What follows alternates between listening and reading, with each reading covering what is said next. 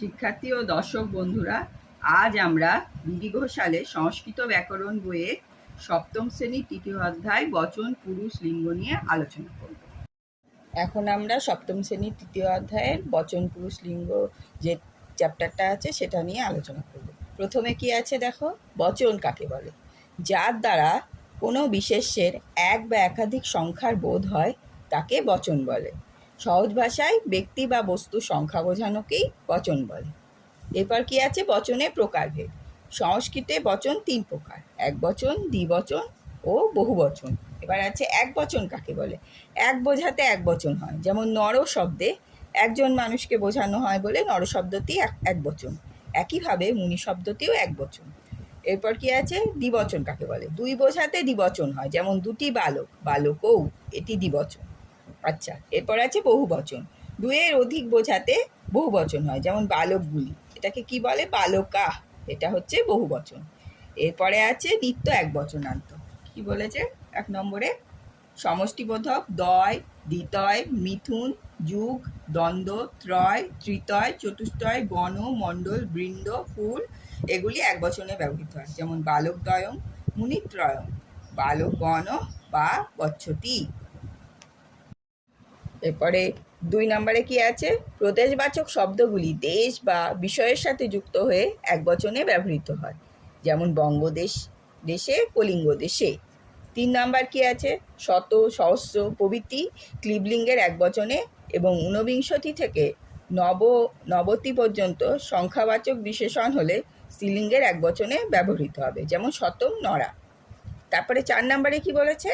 সমাহার দিগু ও সমাহার দ্বন্দ্ব এক বচন, যেমন ত্রিভুবনং, পঞ্চবতী। এগুলো হচ্ছে সমাহার দিগু কোনটা? ত্রিভুবনং। তাহলে কি কি? ত্রয়ানাং ভুবনানাং সমাহারও, এটা হচ্ছে সমাহার দিগু। আর পঞ্চবতী কি হবে? পঞ্চানাং বটানাং সমাহারও, এইভাবে এসছে ব্যাসবাক্যটা, এটাও তাই। সেই জন্য এগুলো হচ্ছে এক বচন। আর নিত্য দ্বিবচনান্ত কি আছে? 1 নম্বরে দ্বি, উভ, দম্পতি এবং অশ্বিন শব্দ নিত্য দ্বিবচনান্ত, যেমন এতৌ দম্পতি, এগুলো হচ্ছে দ্বিবচনান্ত শব্দ। আচ্ছা, এই দম্পতিটা। তারপরে স্ত্রী ও পুরুষকে বোঝাতে একশেষ সমাস দ্বিবচনান্ত হয়, যেমন পিতরৌ।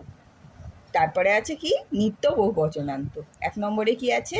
পুংলিঙ্গে দ্বার প্রাণবাচক শব্দ, পুংলিঙ্গে গৃহ শব্দ নিত্য বহুবচন, যেমন অক্ষত মানে আতপ চাল, লাজ, খই, অসু প্রাণবাচক শব্দ, এগুলো হচ্ছে পুংলিঙ্গ শব্দ এবং বহুবচন। আর 2 নম্বরে কি আছে? স্ত্রীলিঙ্গে বর্ষা, সমা মানে বৎসর, সিক্তা মানে বালু, অপ জল শব্দ বহুবচন, যেমন বর্ষাসু বর্ষণম। তারপরে আপো, এগুলো সব বহুবচনান্ত শব্দ। তারপরে গৌরব মানে হচ্ছে সম্মান, সম্মান বোঝালে কি হয়? বহুবচন হয়, যেমন ইতি ব্যাসদেবা। 4 নম্বরে কি আছে? পঞ্চম থেকে অষ্টাদশম নিত্য বহুবচন ও 3 লিঙ্গে সমান, যেমন সপ্ত সমুদ্রা, পঞ্চবানা।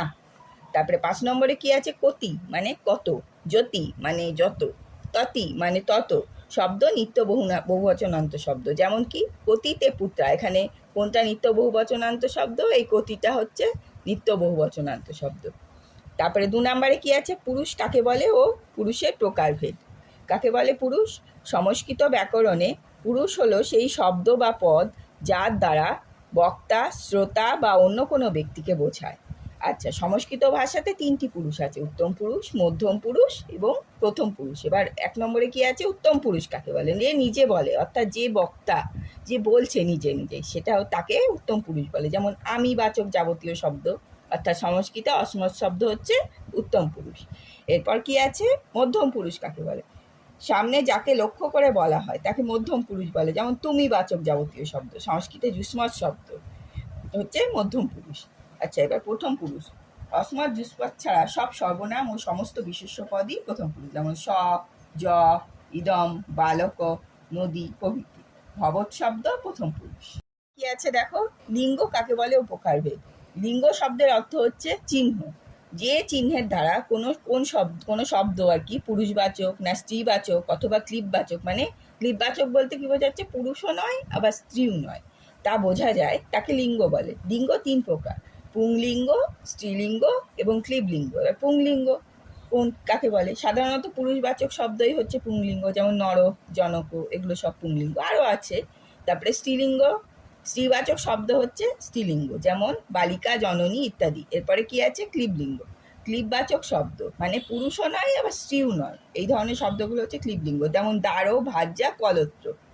এই তিনটে শব্দ, তিনটেরই অর্থ হচ্ছে, দ্বারের অর্থও স্ত্রী, ভাজ্যা বলতেও স্ত্রী বোঝায়, আবার কলত্র বলতেও স্ত্রী।